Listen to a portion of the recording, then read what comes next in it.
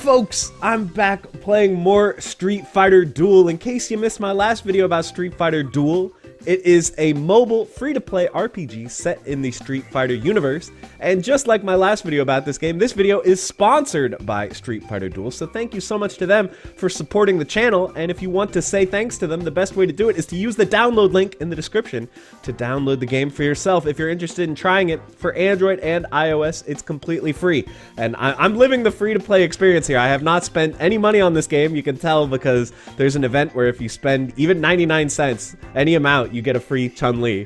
And I still don't have Chun-Li, so I'm living the free-to-play experience and having a great time with the game. Since last time, I have progressed a lot. I'm player level 41. I got characters up in the level 120, so I've been playing a ton in the last week or so since the game has come out, and I wanted to hit you guys with what I have found to be probably my 5 coolest things, the 5 things that I appreciate the most about the game. As someone who has a ton of experience with the Street Fighter fighting games, these are the things that have connected with me in Street Fighter Duel. So let's hop right in and start talking about this list. So the first thing for me is there are a lot of little touches in this game that go a long way to make the characters feel like they do in the actual Street Fighter games. So obviously there's just like the bios, you know, everyone has multiple bios you can unlock that will give you some backstory that aren't included in the fighting games. So there's some interesting stuff here. Like this is how I learned that Hakan and E Honda are training partners. That's in this story, so I've actually had a lot of fun reading these. But in the gameplay as well, there's a lot of cool stuff. Like for example, pretty much all of the characters' moves in game are gonna match with moves that you'll recognize if you've played the Street Fighter fighting games.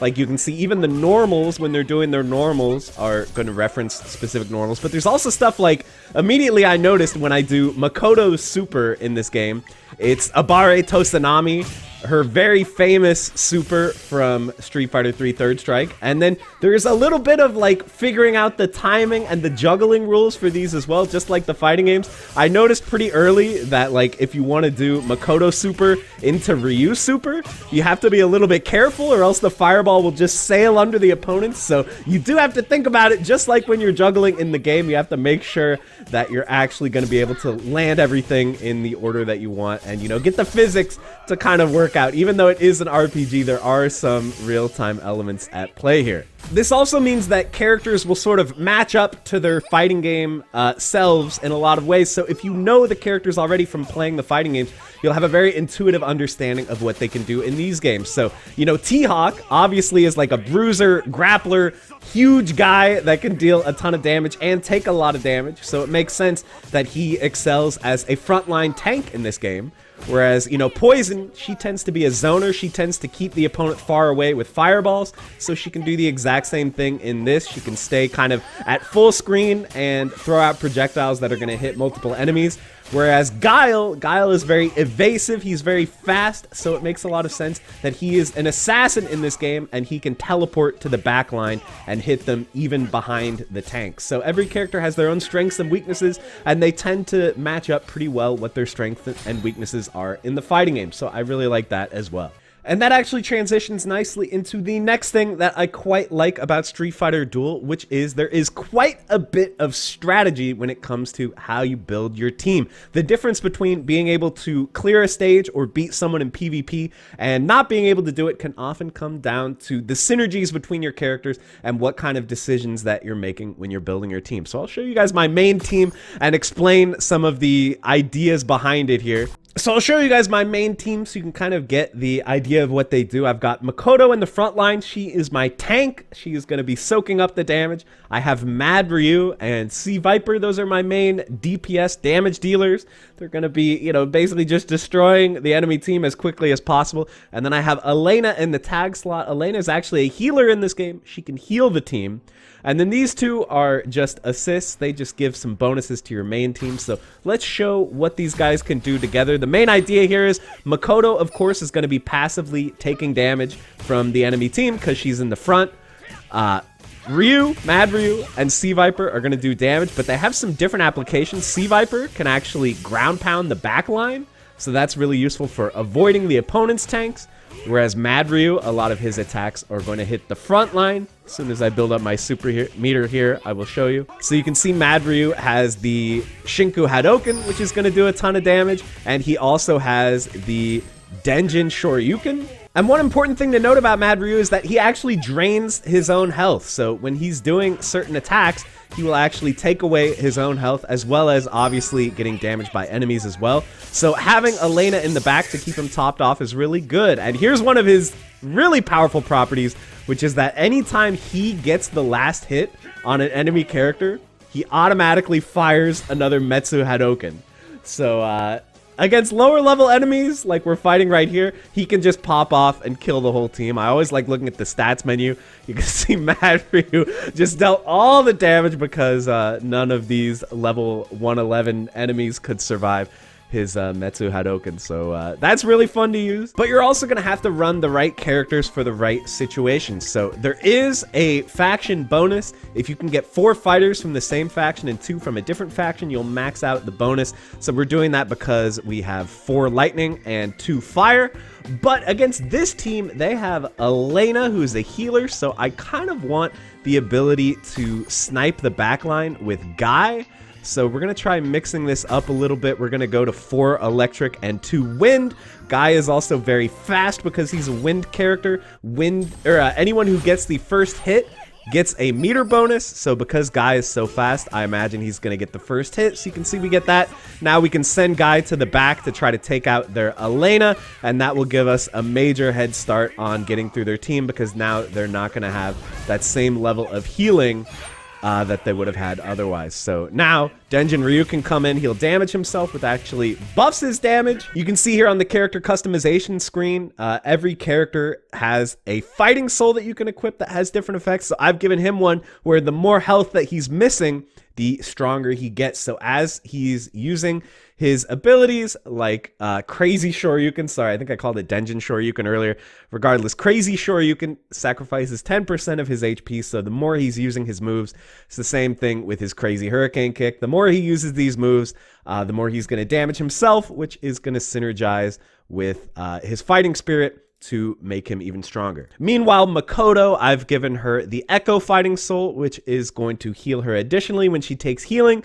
So that combined with my Elena, who automatically builds meter at the front because of her Fighting Soul, you can see it's kind of coming together where like Elena's meter is going to help her heal. Makoto will take extra healing. Denjin Ryu, the more he uses his attacks, the more damage he takes. We can keep him alive by healing, but at the same time, we're going to be continuously buffing his damage. So I think the team's been working out really well, and we've been getting decently far through all the content here and unlocking a lot of cool modes. So this brings us nicely into the next thing that I quite like about this game, which is there is a ton of variety in the game. There are a ton of different things to do and a lot of different modes to keep you busy. So there's the main challenge screen. This is where you're going to just be working through kind of the main campaign. This is where you unlock most of the new features. So you can work your way through this, but eventually you're going to kind of get stuck, and you're going to be like, okay, I need to power up before I can get through this level. Let's see if I can actually get through here. I'm going to try to snipe Yang in the back with Sea Viper, but yeah, my Makoto's already dead. I might be too weak for this. Let's see. We'll do Sea Viper AoE, and then we'll do the Crazy Shoryuken. Viper's down, but let me heal. I don't think it's going to be enough, guys. I think they're too strong. Okay, we're firing off the Shinku. Wait a minute. Wait a minute, Mad Ryu! Mad Ryu with his special ability that lets him throw a Shinku Hadoken every time, a Metsu Hadoken. Every time he kills an enemy and gets the last hit, he'll throw another Hadoken. So that's pretty sick. So we got through that one by the skin of our teeth. Oh, now we've got a new task. Oh gosh. It's the trivia section. Sometimes this is like lore trivia. It'll be like, you know, what's the name of Dan's dojo? It's like the Psycho dojo or whatever. I haven't had that one. This one, how many EX moves can be equipped in each fight? I'm pretty sure it's 3. So I'm gonna guess. Okay, we nailed it. So we get 10K money for that, for appeasing poison. So that's one thing. There's also this explore menu. There's a ton of stuff in here. So this is Shadowloo City. This is pretty cool. It's kind of, I don't want to say it's like roguelite, but it is in a way, because the idea is you fight battles. The enemies start out really easy. Let me equip some stuff here. So these guys are going to be pushovers, but the further we get in the ladder, the harder and harder they're going to get. And you'll see every time you beat an enemy team, you unlock a new power-up. So let me just get through this real quick. All right, so we beat that team. Mad Ryu is carrying me hardcore. And now we get to pick a buff. So boost the damage of attack class fighters by 10%. I believe Mad Ryu is my only attack class fighter. So, or maybe Viper is too, I'm not sure. Stun enemy fighters for 3 seconds or boost the damage of assassin class. I think I'm gonna go for the attack class buff. Yeah, Viper is attack class, so that's good. My 2 main damage dealers will be getting a buff from that, so that's pretty good. And then we can keep progressing here. If you want, you can go to Agent HQ and get a new character, but currently all my characters are topped off on HP, so I don't think I need it. I would rather fight another battle and get another buff, so let's do that real quick. By the way, if you don't want to manually control the battles, you can go to auto and you can speed it up if you just want to get through easy fights, but you're definitely stronger if you have it on manual because you can choose the right super to fit the right situation, you know, like if you specifically need AoE or you specifically need healing or whatever. You can do that if you have it on manual, but for really easy fights, it's fine. You can just do it on auto. So we got through that. Now we get to choose another power up. So yeah, that's another mode that there is. There's also these trial grounds, which are really cool. So these are like an overworld. You can see this has the power up system as well. I left off midway through one of these. So let's just jump in. So here there's like puzzles. So you can see this world is the Arctic Lake, so you actually slide on the ice here, so you have to figure out how to navigate while sliding around the ice. You fight enemies at these little houses and get more power-ups, and then there are like treasure chests hidden around the map that you can get as well. So this is a fun mode. You unlock a bunch of these as you play through. You can see I've already completed a bunch of them, and now I'm working on the Arctic Lake, so that's another fun mode. I think one of the coolest modes has got to be the versus mode. So there's the regular arena.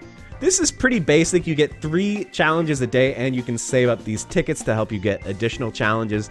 So I'll just fight this guy because it looks like I can actually beat them. So this is basically just matching up who can build the best team with the best stats for what they have. So this guy has Makoto as well, but I feel like I'm so much higher level that my team shouldn't really have a problem here. I don't want to jinx it. My Makoto is taking a ton of damage, but now we should start our super combo and just deal a massive amount. There's Mad Ryu. He's starting his combo of doing repeated Metsu Hadokens, and there we go, the flame kick. So yeah, we got a dub there, and that's going to move us up in the rankings. You can see we get some ranked points there, and the higher you get, the better rewards you get. So that mode's pretty cool, but the real gem of this game, in my opinion, is the Battle Royale. So what's really cool about this is it's real-time PvP multiplayer, so you actually have to be there at the same time with an opponent, and it has to be, you know, manual, not automatic. Unlike the other one, you can actually do this on manual. So I'm feeling pretty good about this team. Let's hop on and see who we get matched up with. All right, who is it? It's Cameron Achebe. He's got the root. Oh, he's got Bison. Bison's one of the best units for sure. So let's see if we can do anything about this. My plan is I'm going to try to take out Sakura with Viper here. And so, yeah, this is actually real time. Like, we're actually both, you know, pressing buttons. You will be able to see there's a tiny bit of lag, but, you know, it's not a fighting game. It is an RPG, so the lag doesn't affect you as bad. Let's try to heal Makoto. Let's do my AoE. Let's try to take out Rufus with the Shoryuken. And now we should fire off a Shinku. He's using his Sakura ability to heal the team. I think I'm going to do that as well. Let's throw out a Hadoken heal. It's really hard to talk and play at the same time, actually. This is taking all my effort. Yeah, so Bison's using his immunity to absorb the Shoryuken, so that's bad for me. I need to try to use Viper to take out Sakura in the back here. Let me use my Cody Chains passive. You can tell there's like a lot going on. I apologize if this is confusing for you guys who haven't played the game, but I promise once you get into it, this will all feel very natural. So we've taken out his Mad Ryu. Now it's just Bison and Sakura. We should be able to kill Sakura here with the Seismo. Bison's still surviving. Let's do Tatsumaki. Let's do Sea Viper Ultimate. The burst time. I can't kill Bison, man. Okay, we got rid of Sakura, and now we can get rid of Bison. Oh my god. Bison was such a brick wall to get through, but we actually got there. So this mode is really, really, really fun. It's probably my favorite part of the game, just because it really kind of does feel like a fighting game, like you and the opponent fighting in real time. And it's got that extra element of like you feel rewarded if you put a lot of thought into your team and stuff like that. So I really love this mode. I'm only Street Fighter 2 rank right now, but I'm trying to work my way up. Let's see who's on the top of the leaderboard here. Shout outs to Persia for Marvel 3 commentator Persia of the Wins Marvel Guild. Hold on, I'll show you guys my guild as well. If you guys want to join my guild, you can feel free to. It's the Bald Bros.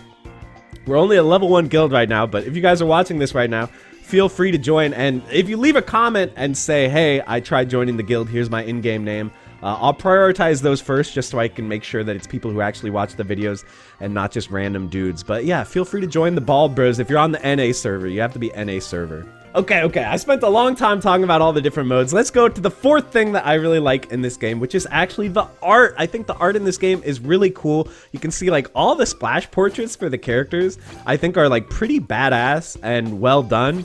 I really enjoy every time I unlock a new fighter. I'm like, whoa, they actually look sick in this game. But the really cool thing is that there is character art that only exists in this game, like new character designs that don't exist outside the game. So there's Fashion Sakura. You guys know I'm holding strong free to play, so I have not purchased Fashion Sakura, but I think her outfit looks really, really amazing. But there's another one in the game as well that everybody can get, which is under the event. I believe right here, you can see there's Fashion Blanca as well. Look at this guy with the jersey. We got Basketball Blanca, and the cool thing is you can actually try him out. So if you're not sure, like, do I really want to go through all the effort of unlocking this guy? You can test out his abilities. He actually has fire abilities. Regular Blanca is obviously lightning, but Fashion Blanca, to differentiate him, they gave him some fire stuff here. And then there's some that haven't been added to the game yet. So I'll show you guys. They've shown some of the art already. I'll show you guys up here on screen. I swear, once they put that Fashion Chun in the game, I don't know, guys. That might be enough to get me to break my free-to-play celibacy, because that looks so sick. And Fashion Cammy as well. They look way too good, man. So I really like that there's new art that we haven't seen anywhere else. So if you are a huge fan of these characters like I am, I think you'll really enjoy seeing their awesome 2D representation in this game. And now the fifth thing, the final thing that I've been enjoying about the game is, to me, one of the best parts about a fighting game is that you can, you know, experiment, you can try new things, you can try new characters, you can spend a lot of time in training mode trying combos, and this game lets you do that as well, and they don't really punish you for trying new things, which is something that I really appreciate. Before too long in the game, you unlock this thing called Limit Break, and what's nice about this is you can put any character in here, and they will automatically get brought up to the level of your 4 highest level characters. So I've never played Hugo before, but if I want to try him, I can throw him in here and he'll instantly be level 120, so I can test him out and see how he does. And then if I don't like him, I can remove him and put someone else in his place. So that is really, really nice. There's no downside to trying out as many characters as you want, and it gets even crazier with the fact that you can downgrade your character's levels and get all the resources back that you spent to put them there. So that's right here. You can go into reset and you can reset a character, and you can see you'll get everything back. All their equipment, all of the XP and the gems that you spent to get them there. You get it all back so that you can invest it in someone else. And there's literally no downside to doing this. You can do it an infinite number of times. These guys are locked because I hard lock them so I don't accidentally get rid of them somehow. But yeah, there's no downside at all to doing this, so you can do it whenever, and that is really, really nice, especially early on. You know, you're getting some maybe lower ranked fighters. You don't want to put too much into them because you know you're going to get better stuff later, but there's no downside to putting it in, so I really like that. There's also training mode if you want to try out characters. You can saw we went into training mode with Fashion Blanca, but you can actually do it with any character here in the game. So for example, I know like Gen is really rare. It's pretty hard to get Gen. I don't know very many people who have this guy, but if you want to try him out and see what he's like, you just go here to trial and you can go into training mode and see what Gen is like. So we'll just hop in with a normal team here and we can test out his abilities. I've actually never played Gen before in this game, so I don't know what he does. So let's try it out. Okay, that's his super from SF4 right there. What? Does he have a clone? What the heck? I've never seen it. Why is there an invisible Gen? I guess that's part of his ability. I didn't know. I don't know. I'm gonna have to look up what he does. So of course you can do that here as well. You can click on any character and see what all their abilities are. Whoa. Does he actually have stances in this game? Mantis style. How do you change styles? Gen can switch between Mantis style and Crane style, each featuring different skills. Okay. He's Wind faction in Mantis and Flame faction in Crane. He always starts the battle in Mantis. So this is like exactly how he works in the fight. Did I not tell you guys that the characters feel like they do in the fighting games? This is exactly how he works in the actual Street Fighter games. So that is really, really cool. And then upon entering the battle, he summons a mirror image that shares HP and initial stats. His max HP is increased by 30. The mirror always uses the same fighting style. Bro, you gotta be able to read War and Peace to understand how this character works. It really works though, because I swear that's what he's like in Street Fighter 4. Like, you have to be a genius to play Gen, and it seems like that might still be true here. So I really like that you can like kind of pre-check, like, okay, what's this character gonna unlock later? If you don't know, if you want to, you know, commit to the character, you can see like, oh, okay, so later on I'm gonna unlock this or that ability or whatever. So you can see what their potential is so that you can theory craft your teams ahead of time. So there's no downside to trying any character out. There's lots of opportunities to mess with anyone you think looks interesting. So I really like that. It makes the game feel really freeform and feel like a Street Fighter game. So guys, with that, I think we're gonna end the video. What do you say before we go? How about we do one pull? I'm sitting on a lot of gems here. I was thinking I might do a bunch of pulls on stream. That could be fun. But I've got 10 pull tokens here. What do you say? Let's do a 10 draw, see if we get anything good. My luck has not been very good lately, but we'll see. Maybe we'll get Gen. It could happen. It could happen. No, we got we got Rufus, Ken, Dan, Cody. Not the best. I don't know. It's fine. Okay, that's a good note to go out on, guys. But see, there actually are uses even for the units that you don't want. You know, you can still use them as sort of ingredients to power up your other fighters. So, for example, like I'm trying to get Sea Viper up to the next level. So to do that, I'm gonna need like a S plus Ken or something like that. So I gotta figure out a way to get Ken into S. So like there are definitely ways to use these guys even if they don't seem that useful. So yeah, everyone you unlock is gonna have a purpose even if they're not actually being included on your team. So with that, guys, we are actually gonna end the video. Hope you guys enjoyed. Thank you again to Street Fighter Duel for sponsoring the video. Even if they weren't sponsoring me, I would probably be playing the game because it is a lot of fun. So I hope you'll try it out. Use the link down in the description and let me know what you think. Thank you guys so much for watching, and I'll see you in the next one. Bye, everybody.